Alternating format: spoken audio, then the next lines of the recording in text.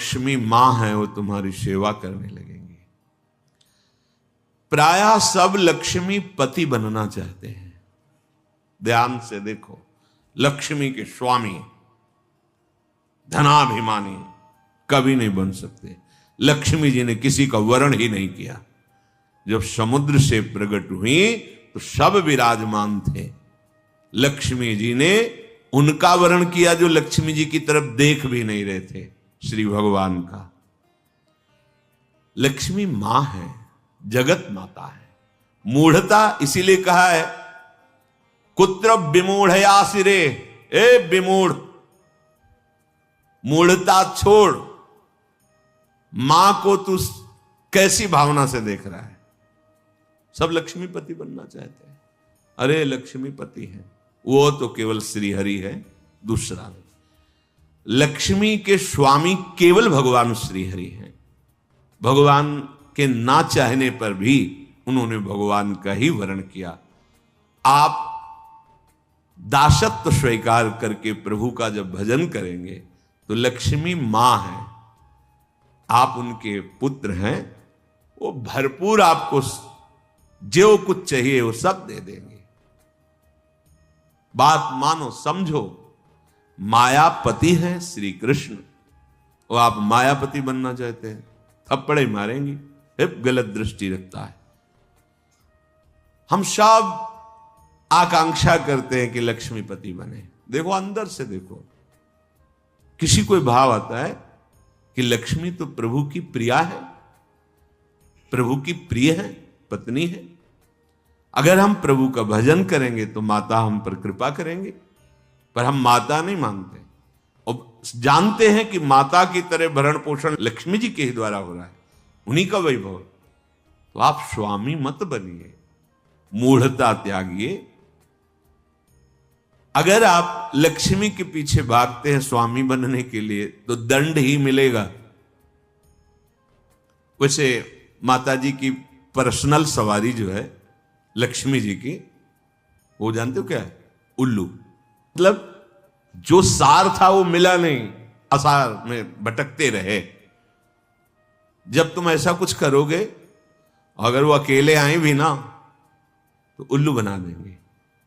उल्लू बनाना जानते हो? उल्लू का दिन में प्रकाश में नेत्र काम नहीं करता है, अंधेरे में काम करता है।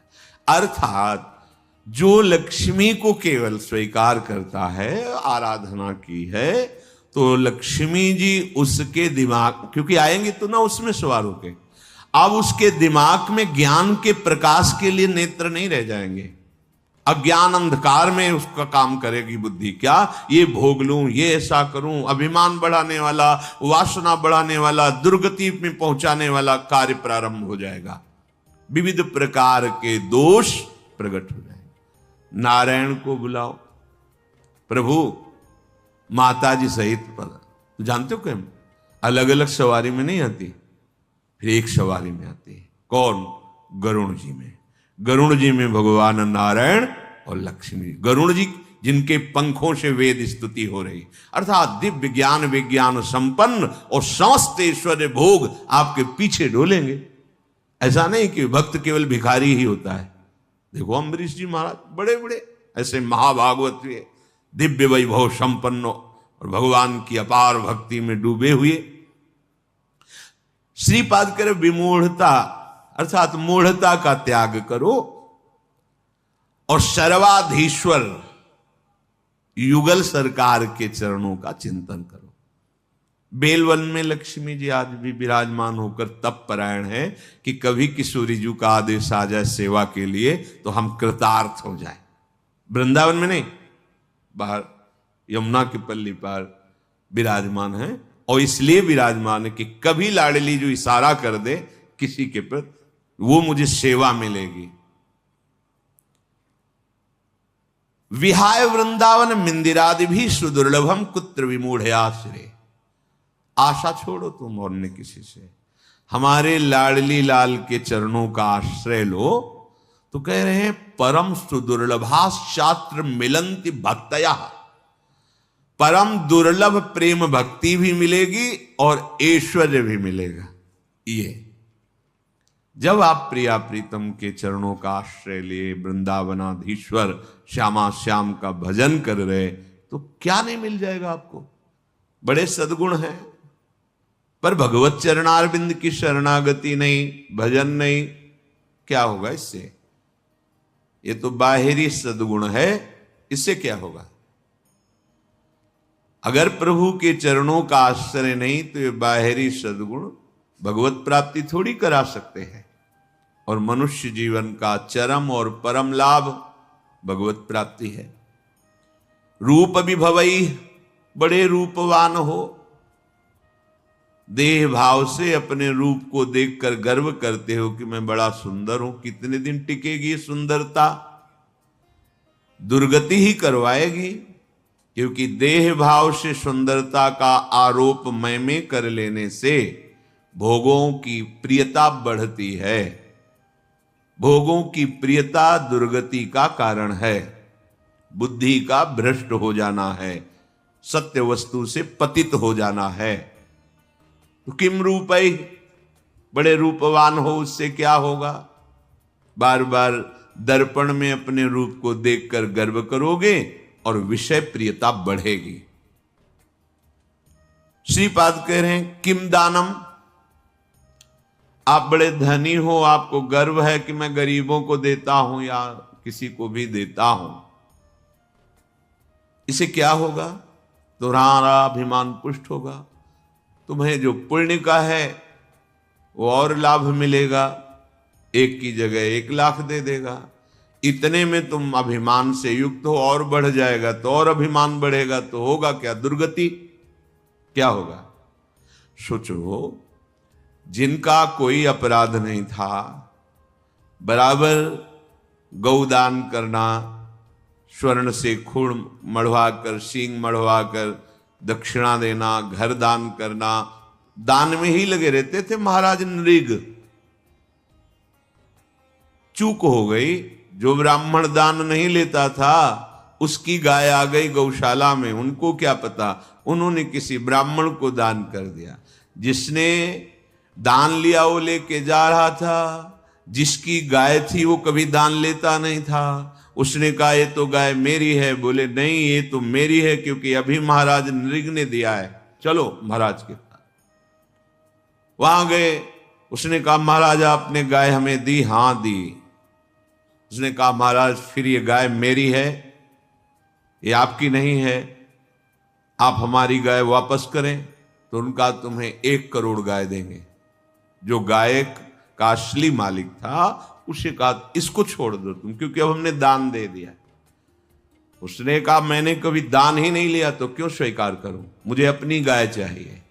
जिसने दान लिया था उसने कहा बस मुझे तो यही गाय है, अगर ये नहीं दोगे तो। इतनी बात का ये दंड मिला कि द्वारिका के कुएं में वो गिरगिट बनकर पड़े थे। पर कृपा ये हुई कि अपराध था नहीं पूर्ण रूप से। वो राजा है, वो क्या गौ सेवक थोड़ी हो कि गौशाला में पहचानते हो कौन मेरी गाय कौन तेरी गाय। आ गई, दान कर दिया। तो फिर भगवान अपनी तरफ से हेतु की कृपा करके उनका कल्याण किया, पर बने गिरगिटी। विचार करके देखो, इतना बड़ा दान, अगर भगवान हेतु की कृपा न करते तो क्या बने हुए पड़े थे। तो किम दानम, अहंकार करके कि मैंने इतना रुपया दान किया, इतनी वस्तु दी, वो आपको मुक्त नहीं कर सकता। और वही वस्तु, हे प्रभु आपके द्वारा दी हुई वस्तु दैन्य भाव से आपको समर्पित करते हैं, हो गया, ये भगवत प्राप्ति का कारण बन जाएगा। किसी को भी जब कोई कभी सेवा करे, दान भावना न रखे, मेरी वस्तु नहीं है भी नहीं, वास्तविक मेरे प्रभु ने दी है। प्रभु की दी हुई वस्तु से प्रभु स्वरूप सामने आए हुए को जो हम सेवा कर रहे हैं, रिझा रहे हैं, उसका फल हो मेरे गोविंद मेरे पर प्रसन्न हो। त्वदीयं वस्तु गोविंदम तुभ्यमेव समर्पये। हे प्रभु आपकी दी हुई वस्तु आपको, ये दान नहीं, ये भगवत प्राप्ति का हेतु है, ये सेवा है। किम दानम, बहुत दानाभिमान है, दान करते हो, एक की जगह लाख दे देगा। मेरा मालिक महालक्ष्मीपति है, महाऐश्वर्यवान है, महान विभूतियां उनके चरणों की आराधना करती रहती हैं। श्रीपाद कह रहे हैं यज्ञ आदि भी, बड़ी बड़ी यज्ञ करते हो पर भगवान की शरण में हो करके उनकी भक्ति का भाव नहीं, तो क्या होगा यज्ञ से? देखो यहां के ब्राह्मण मथुरा के यज्ञ कर रहे थे, भगवान ने अपने सखाओं से कहा जाओ तुम्हें भूख लगी है तो उनसे मांग लो, जाकर कह दो श्री कृष्ण बलराम आज इधर गौवें चराते हुए आए हैं, हमें थोड़ा सा भोजन दे दो। गए, साष्टांग प्रणाम किया और कहा हे विप्रो, भगवान श्री कृष्ण बलराम जी पधारे हैं सखाओं के साथ, उनको भूख लगी, थोड़ा सा भात दे दो, अन्न दे दो। उन्होंने अनसुनी कर दी। वो गए, बोले प्रभु देने की तो बात जाने दो, बोले ही नहीं, देखे ही नहीं। बोले तो उनकी पत्नियों के पास जाओ। वो कहा प्रभु जब पति ऐसे निष्ठुर हैं तो पत्नियां कैसे दे सकती? बोले नहीं, वो मेरी बड़ी भक्ता है, क्योंकि मेरी चर्चा सुनती रहती है। वृंदावन की मालिनी पुष्प लेकर दूना में और घर में देती थी मथुरा में जाके, और रोज चर्चा। आज लालजू महाराज ऐसी पोशाक पहने, आज ऐसी लीला की, आज बकासुर मारा, अघासुर, ऐसी वो लीला सुन सुनकर आसक्त चित्त हो गई थी। कब ऐसा सौभाग्य होगा कि प्रभु मुझे दर्शन, जे भी सुना प्रभु भूखे हैं, सुंदर भोग बनाकर ठाकुर जी के लिए चल पड़ी, रोकने पर भी ना रुकी। तो एक महान यज्ञ करने वाले भगवान की अवहेलना कर रहे, स्वयं यज्ञ भोक्ता भगवान उनसे भोग मांग रहे कि ले आओ, भूख लगी है, और वो यज्ञ क्या इन ग्वालों को देना, ये बात उनके मन। तो यज्ञ का फल क्या हुआ? यज्ञ का फल है प्रभु को तुष्ट कर लेना, प्रभु को प्रसन्न कर लेना। क्या मिला यज्ञ आदि भी? अगर भगवान की शरणागति नहीं, भगवान की भक्ति नहीं, तो यज्ञ से क्या होगा? श्रीपाद कह रहे किम विख्याति सतैह, तुम्हारा शास्त्रों लोग, सैकड़ों लोग, लाखों लोग यश गान करते हैं, बड़े प्रतापी हो, बड़ी महिमा है, बड़े पदवान हो। कितने दिन टिकेगा ये पद? कितने दिन तुम्हारा शरीर टिकेगा? परिवर्तनशील संसार है, छूटेगा पद, शरीर भी छूटेगा और लोगों की बुद्धि भी परिवर्तित हो जाएगी। बराबर यश बना ही नहीं रहता, ये माइक है, ये सत्य सच्चिदानंद नहीं है, वाहवाही 4 दिन की चांदनी है, इसका कोई महत्व नहीं। जो इसके महत्व में फंस गया वो भगवत महत्व को खो देता है। श्रीपाद कह रहे क्या होगा तुम्हारा? बहुत लोग यश करेंगे और तुम उसको सुनोगे, अहंकार पुष्ट होगा। होगा क्या इससे? श्रीपाद कह रहे किमुग्र तपस्या किम, बहुत तुमने उग्र तपस्या की और भगवान के चरणों की भक्ति नहीं, तो क्या? देखो हिरण्यकश्यप ने ऐसी उग्र तपस्या की कि ब्रह्मा जी को आश्चर्य हो गया। दिव्य दृष्टि से देखा तब दिखाई पड़ा कि जहां वो तपस्या कर रहा था वहां दीमक का पिंड हो गया, उसके ऊपर कुछ घास आस जग गई थी। हिरण्यकश्यप दिखाई नहीं दे रहा था, कमंडल का दिव्य जल डाला तब वो प्रकाशित हुआ। ऐसी उग्र तपस्या करने वाला भगवद विरोधी क्या हुआ? बड़े बड़े महर्षि जन तपस्या के द्वारा जिन प्रभु के चरणारविंद का दासत्व प्राप्त करना चाहते हैं, वो तपस्या सार्थक हुई। केवल तप का अभिमान बढ़ा तो ऐसी उग्र तपस्या से भी क्या? देखो कोई अपराध अम्बरीश जी ने नहीं किया, तपस्या का थोड़ा सा भाव होने के कारण कि मैं महान तपस्वी, कृत्या पैदा कर दी। ऐसे निर्मल भक्त को दंड देने के लिए उतावले हो गए दुर्वासा जी। परिणाम सब सुनते हैं, क्या होगा? श्रीपाद कह रहे न्यास योग आदि भी बहुत आपको ज्ञान है, करन्यास, ये न्यास योग, लेकिन प्रभु के चरणों में प्रेम नहीं तो क्या? 1400 वर्ष अपनी मृत्यु पर विजय प्राप्त करके योग के द्वारा जीवित थे। चांगदेव बड़ा प्रभाव, सिंह पर बैठकर सांप की चाबुक लेकर ज्ञानदेव जी महाराज को अपना प्रभाव दिखाना चाहते थे। क्या हुआ, एक भगवत प्रेमी महात्मा के सामने सब योग सिद्धि निष्फल हुई। शरणागत हुए, शिष्य बने कि अभी तक तो मेरा जीवन व्यर्थ ही गया। योग का प्रभाव है प्रभु के प्रेम में डूब जाना, प्रभु के चिंतन में डूब जाना। योग की सार्थकता है आत्मस्वरूप, परमात्मा स्वरूप भगवत चरणारविंद की प्रीति होना। कोई भगवान शंकर से भी बढ़कर योगी है क्या? 88,000 वर्ष की समाधि एक बार में लगती है। शंकर सहज स्वरूप समारा, लाग समाधि अखंड पारा। ऐसे योगिंद्रों मुनिंद्रों के गुरु देवाधिदेव महादेव जिनके चरित्र का गायन करते हैं, जिनके चरणामृत को अपने मस्तक पर धारण करते हैं, जिनका नाम, जिनकी लीला भूमियों में विचरण करते हैं, लीला चरित्र में आसक्त हैं, यह है योग का फल। श्रीपाद कह रहे किम तत्वानुभवेन, यदि आप भजन परायण नहीं हैं तो आपका तत्व ज्ञान भी किस काम का। देखो ये बहुत सूक्ष्म विषय, क्योंकि तत्व ज्ञानी महापुरुष हैं, ऐसा नहीं कि इनको तत्व का ज्ञान नहीं है। परम तत्व ज्ञानी शनकादि हरिशरणम हरिशरणम, जब तक आप समझोगे नहीं तब तक तर्क उठ जाएगा। कोई भी महात्मा अभी तक जहां दर्शन हुआ सब भगवान नाम उच्चारण करने वाले। ओम भी तो हमारे भगवान का नाम है। सन्यासी जन जब परस्पर मिलते हैं तो ओम हरि ओम हरि, स्वामी जी ओम हरि, ये क्या है? हमारे भगवान का ही नाम प्रणव ओम है, उन्हीं का नाम हरि है।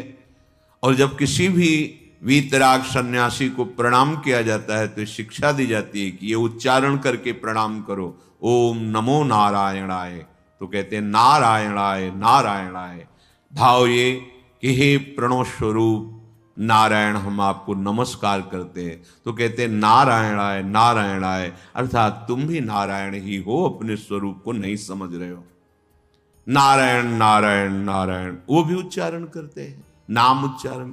कोई ऐसा आज तक नहीं मिला जो नाम रहित सिद्ध हुआ हो, नाम जप नहीं है और वो सिद्ध हुआ हो, ऐसा कोई नहीं देखा। पास में ही बड़े महापुरुष थे, जब उनको प्रणाम करते ज्ञानी महापुरुष सच्चिदानंद भगवान की जय, यही बोलते सच्चिदानंद भगवान की जय।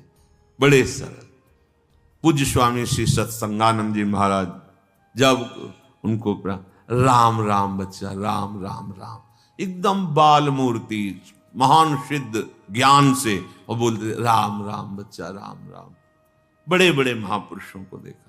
ये बुद्धि की छोटी धरा में तर्क वितर्क निंदा स्तुति कोई माननीय विषय थोड़ी है। जो त्रिगुणात्मिका माया के द्वारा मोहित हुए जन है, इनकी कोई बात सुनने लायक थोड़ी है।